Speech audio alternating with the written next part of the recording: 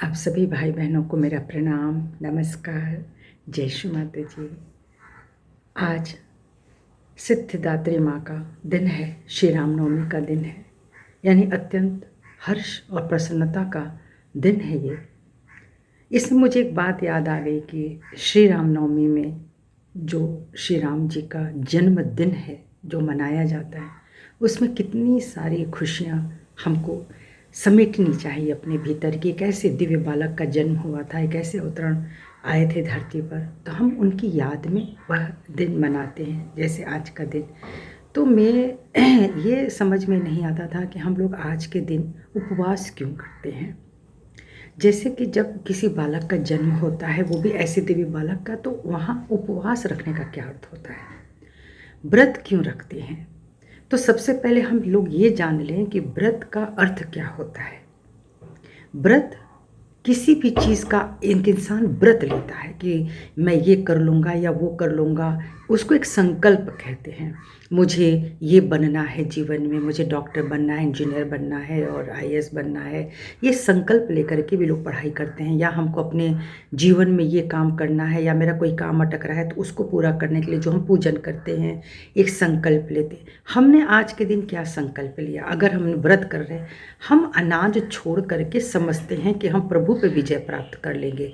यानी प्रभु शक्तियों को सिर्फ ये पता होना चाहिए कि हमने अन्न छोड़ दिया। खाते हम सब लोग बहुत कुछ हैं, लेकिन चूंकि अन्न नहीं खाते, उसका इतना अहंकार हो जाता है कि आज हमने रोटी नहीं खाई, आज हमने चावल नहीं खाया, आज हमने ये नहीं खाया।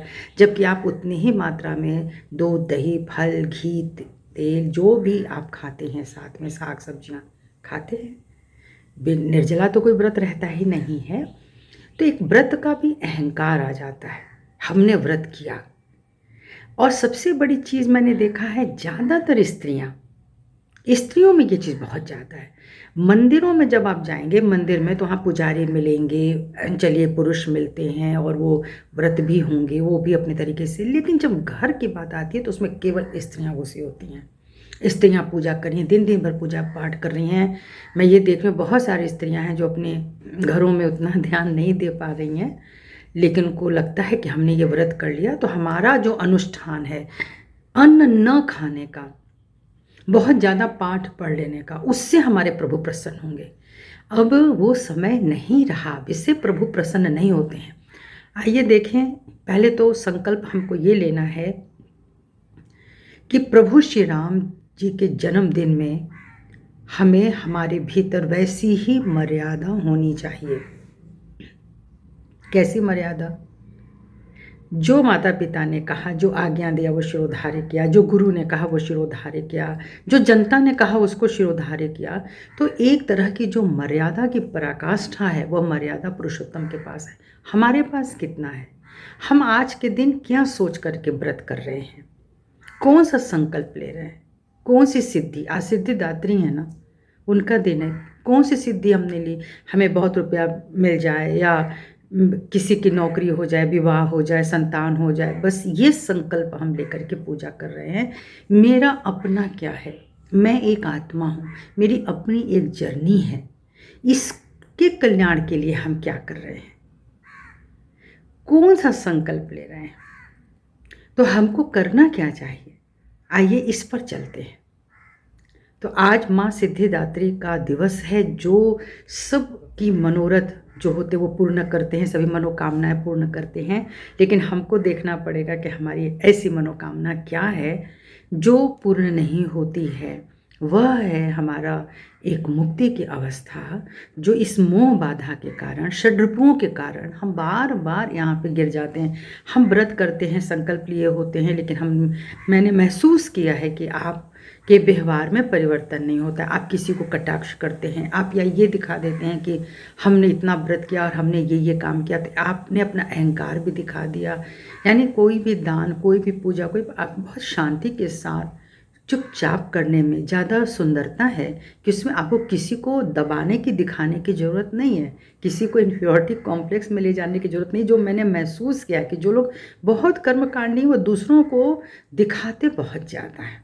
माने दूसरा जो मनुष्य है, ऐसा लगता है जैसे उसे ईश्वर प्रिय नहीं है, या वो ईश्वर को जानता तक नहीं है। वो तो पूजा कर ही नहीं रहा है। तो ऐसी बहुत सारी चीज़ों पे तो जो मुझे लगा कि जो हम इस नवरात्रों में जो समझ आए, जो देवी की जो शक्तियाँ हैं, वो दैवी शक्ति का जो सबसे पहला गुण था वह पवित्रता का था। यानी माँ पार्वती ने अपने शरीर के मल से जो पवित्र था उससे गणपति की जो प्रतिष्ठा करी थी वह केवल पवित्रता की रक्षा के लिए थी। हर नारी या पुरुष को, शक्ति के उपासक तो सभी होते हैं, बिना शक्ति के, बिना माता के कोई संतान हो ही नहीं सकती और बिना शक्ति के शरीर चल ही नहीं सकता है। तो शक्ति की उपासना किस प्रकार करनी है? तो प्रथमतः तो हमें जो प्रथम दिन होता है माँ शैलपुत्री का, वो बहुत पवित्रता का दिन, जिसको कहते हैं बर्फ सा शीतल, कोमल और उज्ज्वल। तो वो गणपति जी का आह्वान करना चाहिए। गणपति जी के आह्वान का मतलब होता है कि वो बहुत ही पवित्र पवित्र पवित्र हो। तो हर स्त्री में वह निष्ठा हो, वह एक निष्ठ पत्नी है या एक निष्ठ पति है और उसका चरित्र बहुत ही सुंदर है, तो निश्चित ही वह उनको प्राप्त हो जाएगा। तो ये पहला संकल्प है, यह संकल्प लेना चाहिए, इसका व्रत लेना चाहिए। अनाज छोड़ करके आप अपनी शक्ति के कुछ खून को, कुछ पानी को ठीक कर लेंगे, लेकिन आत्मा उससे प्रसन्न नहीं होती है। यह आत्मा की चीज़ नहीं है। तो आत्मा कब सही खुश होती है? जब यह जीव पवित्र हो जाता है पूर्णतः। ठीक है। दूसरा, जब उसको आत्मज्ञान हो जाता है, आत्मा का ज्ञान, तो वह अपने ब्रह्म ज्ञान में चला जाता है। और जो ब्रह्म का ज्ञानी होता है वही ब्रह्मचर्य कहलाता है। ब्रह्म का आचरण, जो बहुत पवित्र आचरण में चला गया, वही ब्रह्मचर्य, वही ब्रह्म ज्ञानी है। तो जिसको आत्मा का ज्ञान हो जाता है वह आत्मज्ञानी है, वह ब्रह्म ज्ञानी है। और इस तरह से वही ब्राह्मण है, वही ब्रह्मचारी है, वही ब्रह्मचारिणी है। यह है ज्ञान की बात। तो दूसरा संकल्प। तीसरे संकल्प में हम आ जाते हैं अपने नाभि चक्र पे, जिसमें हम कहते हैं कि धर्म जागृत होना चाहिए। धर्म क्या है? धर्म इति धारेत, जो हमने धारण कर लिया है। हम आज हिंदू परिवार में जन्मे हैं तो हमने हिंदू धर्म धारण कर लिया, मुस्लिम परिवार में जन्मे हैं तो मुस्लिम धर्म धारण कर लिया। लेकिन है क्या? सबको जाना एक ही जगह है ना, एक ही तरफ से आते हैं, एक ही तरह से जाते हैं, उसमें तो कोई अंतर नहीं है। यानी ईश्वर में कोई भेद नहीं है। नाम कह लीजिए, नाम अलग अलग हैं, सबको पहचानने के नाम अलग हैं, इसी तरह से सभी के धर्म को भी मान लीजिए कि नाम अलग है। लेकिन जो मुख्य धर्म है वो क्या है? मानवता का। मैं मनुष्य हूँ, मेरे नाभि में 10 धर्म हैं, 10 कमांडमेंट्स हैं, 10 ऐसे आदि गुरु हैं जिनको कि हम सुन करके, समझ करके ये भवसागर को पार करते हैं। ये संकल्प लेना चाहिए। क्या हमने सारे गुरुओं की बातें सुन ली? अभी तक हम वहाँ तक पहुँचे ही नहीं हैं। उसमें भी सबसे बड़ी जो मुख्य चीज़ है वो है, जो माँ को प्रसन्न करती है, वह है संतुष्टि। माँ शक्ति को संतुष्टि बहुत पसंद है और वर्तमान में रहना बहुत पसंद है। जब आप अपने वर्तमान में स्थापित हो जाते हैं तो वह माँ को बहुत प्रसन्न करता है। यानी आप तब ये कह देते हैं कि आप ही करतार हैं माँ, ठीक है, आप ही धरतार हैं, आप सब कुछ करने वाली, आप ही भरतार माने हमारा भरण पोषण करने वाली, ठीक है। तो जब ये महालक्ष्मी स्थिति आती है आपकी सुषुम्ना से, जब कुंडलिनी माँ गुजरती हैं तो यह अपने आप दे जाती हैं, शांत हो जाओ, शांत हो जाओ, बहुत बहकने की ज़रूरत नहीं है, यहाँ किसी अहंकार की ज़रूरत नहीं है। ये जो तुम भी देते हो ना, वो तुम्हारी औकात नहीं है। चलो, तुम्हें मिला है तुम्हारे शुभ कर्मों से, जो धन संपत्ति मिली है, जो भी प्रवृत्ति बनी है, लेकिन उसका कोई अहम नहीं होना चाहिए। ये संकल्प लेना चाहिए कि मैं अपने आचार से, व्यवहार से, विचार से किसी को भी कष्ट न दूंगा, न दूंगी। जो मैं कर रही हूँ वो मेरा अपना एक धर्म है। जब आप अपने चौथे उस पे आ जाते हैं, चक्र पे जब आ जाते हैं, तो हमारा संकल्प क्या होना चाहिए? दुनिया में कोई भी भेद नहीं होना चाहिए, ना छुआछूत का, जाति का, ये धर्म का, ये जो भेद नीति है ना, जिससे सारी पॉलिटिक्स चलती है, ये कुछ नहीं होना चाहिए। अगर आप शक्ति के उपासक हैं और आप कहते हैं कि ये कुष्मांडा देवी हैं, आप कहते हैं ये शिव तत्व है, क्योंकि आपके चौथे चक्र पे आत्मा शिव शक्ति विराजमान है, तो जब ये सब कुछ है तो आप कैसे भेद कर सकते हैं? आप मानव मानव में भी भेद कर देते हैं, जाति जाति का भेद कर देते हैं, और अंदर से आप मानते हैं छुआछूत, आप मानते हैं यहाँ न छू जाए, वहाँ न छू जाए, इससे न छू जाए, उससे न छू जाए, रसोई में ऐसा न हो जाए, वैसा न हो जाए, क्यों ऐसा करते हैं? तो अभी आपका संकल्प पूरा नहीं हुआ। वो प्रेम का संकल्प होता है, हृदय प्रेम की स्थिति है, जो हमारा मन की, जो मन को देता है। तो मन कैसा देगा यहाँ पे? जब हम इतनी सारी चीज़ें लेकर चलेंगे तो मन में विकार ही आएंगे ना, तो मन विकृत हो जाता है। और वहीं जब हम प्रेम की शक्ति को लेते हैं, करुणा लेते हैं, सामंजस्य लेते हैं, तो वहाँ पे प्रेम का जब विस्तार आता है तो वो दैवी शक्ति है, ये डिवाइन पावर है। माँ सबको प्यार करती है, यह समझ के हमको सबको प्रेम करना चाहिए, छोटा बड़ा ऊंचा नीचा छूत नहीं करना चाहिए। ये संकल्प लेने की ज़रूरत है कि माँ आज के दिन हमें ये शक्ति दीजिए कि हमारे हृदय का विस्तार हो और हमें कोई भेद न रहे। भेद तो आत्मा और परमात्मा के बीच भी नहीं रहना चाहिए, वही सच्ची एकाकारिता है। उसके बाद जब हम विशुद्धि चक्र पर आते हैं तो हमको क्या, एक डिवाइन डिप्लोमेसी लेनी है कि हमको खटाक से किसी को चोट नहीं पहुंचानी है, अपनी वाणी से, अपने उससे व्यंग्य नहीं कसना चाहिए, बहुत ज़्यादा क्रोध में ही नहीं रहना चाहिए, संतुलित होना चाहिए। और सबसे बड़ी चीज़, हमको डिटैच भाव में रहना चाहिए। जब हम जीवन में आते हैं, जीवन की समझ हो जाती है, तो हमारे अंदर एक डिटैचमेंट उत्पन्न होता है। वो इसलिए नहीं कि हम किसी से नफरत करने लगते हैं या कोई दुराव, ये लगता है ये आत्मा अपनी अपनी जर्नी से आए हैं, इनका हमारा एक बहुत ही पवित्र संबंध है, हम उस संबंध को जी करके निकल जाएंगे। लेकिन जो हम अपना अधिकार जमाते हैं कि तुम ये हो हमारे, तुम वो हो हमारे, तुम्हें ये करना चाहिए, तुम्हें वो करना चाहिए, वह करने की स्थिति हमको नहीं है। ये हमारा संकल्प है। यहाँ आकर के हम बहुत प्यार करेंगे, हृदय का प्रेम हम विशुद्धि पर लाएंगे और इसी से ही हम सुंदर वाणी बोलेंगे, इसी से ही हम मंत्र बोलेंगे, इसी से ही हम संकल्प लेते हैं कि हम कोई शराब नहीं पिएंगे, हम संकल्प लेते हैं कि हम कोई तंबाकू इत्यादि गुटखा ये हम नहीं खाएंगे। हम संकल्प लेते हैं, हे श्री कृष्ण, हे माँ राधा, कि हम यहाँ से गाली नहीं देंगे। तो माँ स्कंद माता का आप आशीर्वाद ले लेंगे। वह जगत जननी है, उन्होंने हम सबको बनाया है और पहले स्कंद माता बनी है, उसके बाद उसी का पर्याय हम सभी हैं। तो यह संकल्प, यह व्रत लेना चाहिए, न कि अन्न छोड़ करके अब हमें दिखाना है कि हम तो बहुत बड़े पुजारी हैं और ये हैं। दूसरे, जब हम आते हैं अपने छठे पर, आज्ञा चक्र पे, जिसको हम कहते हैं ये माँ कात्यायनी का स्थान है, तो ये जो स्थान होता है, वो कहते हैं देवी नौका पे सवार होकर के आती है, यानी जल से आती है। यहाँ की स्थिति में हमको एक क्षमा की नाव चाहिए। यह क्षमा की नाव हमारे भीतर है, ये दो लोक में बटी हैं और यहाँ से हम जब संसार यानी भवसागर जब हम तैर के निकलते हैं तो क्षमा के बिना हम उसके पार नहीं हो पाते। ठीक है, हमने प्रेम भी कर लिया, हमने सब कुछ कहीं संतुष्टि भी कर ली, लेकिन अभी भी हमारे भीतर किसी के प्रति बैर भाव है। बैर भाव का मतलब होता है कि हम उसको क्षमा नहीं कर पा रहे और उससे कभी ना कभी बदला लेने की नीयत हमारी होती है। अगर ये बदला लेने की नीयत बनी हुई है, चलो हम तुम्हें देख लेंगे। हम कौन होते हैं देखने वाले? अगर हमारे साथ कोई बुरा व्यवहार करेगा तो उसको परमात्मा देखेगा, निश्चित देखेगा। मैं भी उनकी संतान हूँ, वो भी उनकी संतान है।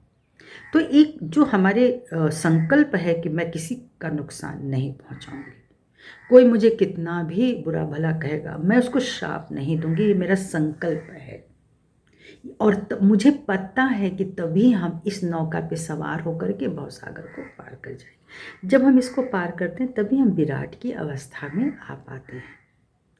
और जब हम महागौरी की स्थिति को प्राप्त कर लेते हैं, यानी क्षमा हो गया, मेरे सारे विकार जल उठे, मेरी त्वचा का कांति और कांतिहीन होना बहुत महत्वपूर्ण नहीं है, देवी का तो अलग एक कथा है।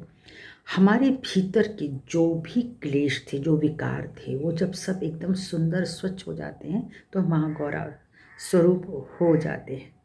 और तब कालरात्रि आकर के समस्त, जैसे मेरे ऊपर कोई आक्रमण करे, मैं स्वस्थ होना चाहती हूँ, मैं सुंदर होना चाहती हूँ, मैं आत्मज्ञानी हूँ, मैं सहयोगिनी हूँ, या जो भी कुछ है जो मुझे लोग नहीं पसंद करते, ये सोच करके कि हम पूजा पाठ नहीं करते हैं, हम मूर्तियों को रख करके सजा करके नहीं करते, हम अपने हृदय से सम्मान से हर चक्र की पूजा करते हैं, हर देवी देवता को मानते हैं। सब करने के बाद भी जब हमारे ऊपर आक्रमण किए जाते हैं, कुछ अज्ञानतावश, कुछ ईर्ष्यावश, बहुत सारी चीज़ों के साथ, तो कौन संभालता है? कालरात्रि संभालती है। जिन जिन ने हमें नुकसान पहुंचाया है, हम उन्हें क्षमा करते हैं माँ। लेकिन ये तय है कि जब हम क्षमा कर देते हैं तो माँ उसे लपक लेती है, अपने बच्चे की उन सभी नकारात्मकताओं से लड़ना शुरू कर देती है। वह काल रात्रि है और उसके बाद विजय आपको प्राप्त हो जाती है। तो ये विजय दिलाने वाले भी माँ हैं। तो जो सिद्धिदात्री हैं, जो हमारे सहस्त्रार के ऊपर आकर के जो मुझे प्रदान करें, मेरे समूचे शरीर की, मन की, इस आत्मा की रक्षा करने वाली जो माँ है, वह सिद्धिदात्री मुझे क्या सिद्ध कर रही है, मेरे भीतर क्या सिद्धि हुई है। जरूर सोचना चाहिए सिद्धि किस बात की हुई है।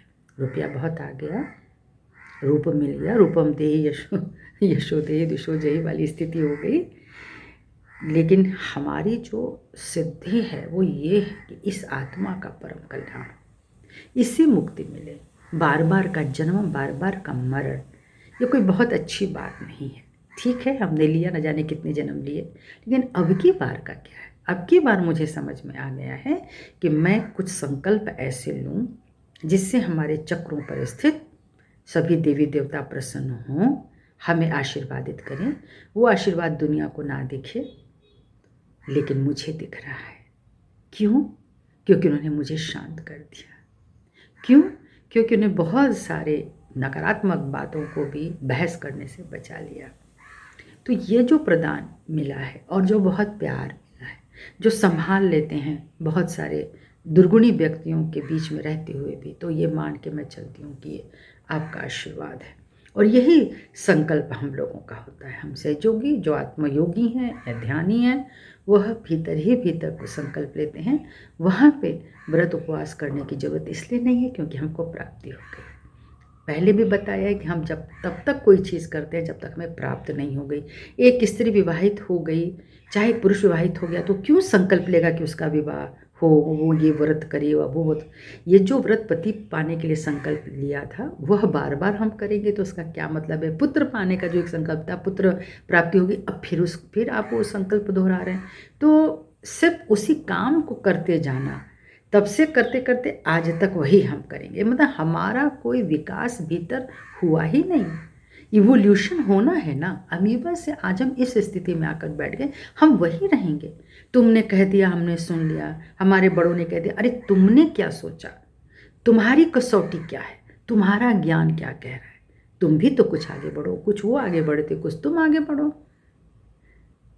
तो इस तरह से ये जो नवरात्र का प्रयोजन है वो केवल व्रत बन के रह जा रहा है। और उसके बाद की एक होड़ की हम कन्या खिलाएंगे, हम इनको खिलाते हैं। अब दीजिए, दान देना तो बहुत सुंदर बात है। नाभि चक्र खुलता है, माँ लक्ष्मी का आशीर्वाद होता है।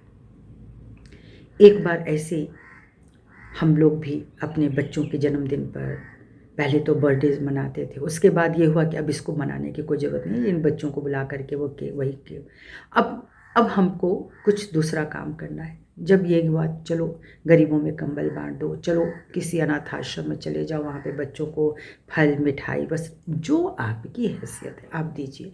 बहुत करते थे, इनको भोजन कराना, उनको भोजन कराना। फिर श्री माता जी से जब साक्षात्कार हुआ तो माँ ने ये भी बताया, आप शांत होकर के रहें, जो सहजावस्था में हो जाए वो करिए, करुणा में जो हो जाए वो करिए। लेकिन अगर आप ये करते हैं कि इस समय मैंने इतना किया, या मैंने ये किया, या मैंने इतने को कंबल बांटा, ये मैंने दिया, फिर उसने मांगा हम नहीं दे सके, तो आपकी सामर्थ्य है ही नहीं ज़्यादा देने की। किस बात पे अहंकार कर रहे हो? तो आप अपनी कमाई का कुछ हिस्सा निकालते रहें, वो आपका धर्म है, अहंकार नहीं है। अहम मत करिए, हम ऐसे करते हैं, हम वैसे करते हैं। किसको सुना रहे? आपके पास है तो आप दे देंगे, आपके पास नहीं होगा तो आप कहाँ से देंगे? तो सामने वाले व्यक्ति को भी कभी जलील मत करिए। कई लोगों में यह आदत देखी गई है, उनके पास बहुत ज़्यादा, सामने वाले को सुनाएंगे, मत सुनाइए। उसके पास जो है वो वैसे ही करेगा, आपके पास जो है आप वैसे ही करेंगे।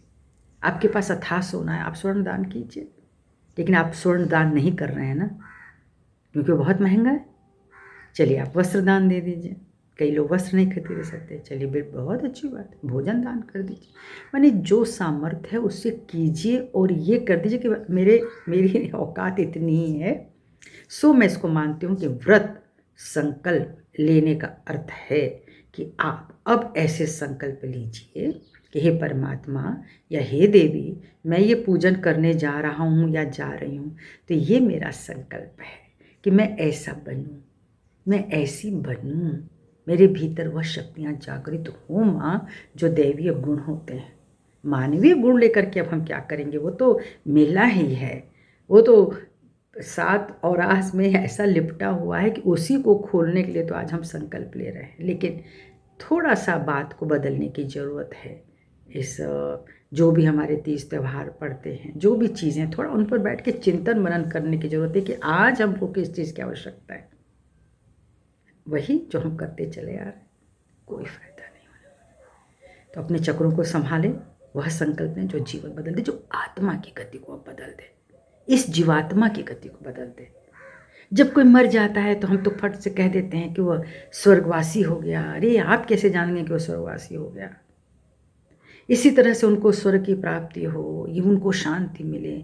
ज़िंदगी भर अगर हम अशांत हैं तो हमें शांति कहाँ से मिलेगी? तो ये कुछ चीज़ें हैं जहाँ मनुष्य बनने के पश्चात चिंतन मनन हमको करना चाहिए, ज़रूर करना चाहिए। जब हम ध्यान करने बैठते हैं, हम जब निर्विचारिता में हो जाते हैं, अपनी एक उच्चावस्था में पहुँच जाते हैं, तो यह सब चीज़ भी आनी चाहिए कि ये किस लिए और क्यों नहीं। हम क्या बदल सकते हैं? दुनिया बदलती आई है, बहुत सारे लोग क्या क्या चीज़ नहीं बदलते। कितने सारे हमारे समाज में विकृत समाज था, ये कितनी सारी चीज़ें बदल गई। लेकिन जब कोई बदलता है तो उसका बहुत अपोजिशन होता है।